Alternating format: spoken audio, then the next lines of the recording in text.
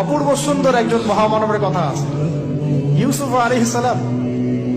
আমরা সূরা ইউসুফ পড়তে শিখি নাই এখনো। আমরা সবাই মনে করি সূরা ইউসুফ মানে হচ্ছে ইউসুফ জুলাইখার প্রেম কাহিনী, আমরা এটাই মনে করি। সূরা ইউসুফকে আল্লাহ পাক সবচেয়ে শ্রেষ্ঠ উপন্যাস বলেছেন, আহসানুল কসাস। একটু গভীরভাবে পড়ে দেখবেন অর্থগুলো। এটা ইউসুফ জুলাইখার প্রেম কাহিনী নয়, এটা ইউসুফ আলাইহিস সালামের সাথে তার বাবার মহব্বতের কাহিনী। এটা পিতা আর সন্তানের মহব্বতের কাহিনী।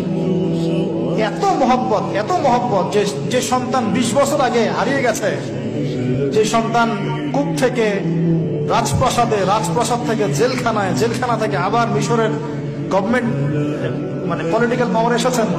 বাবা কিন্তু এটা জানেন না, কিন্তু সন্তান যখন একটা জামা পাঠিয়ে দিচ্ছে, জামা, এই কমিজটা নিয়ে যাও, আমার বাবার চোখে দিও, বাবা দৃষ্টি ফিরে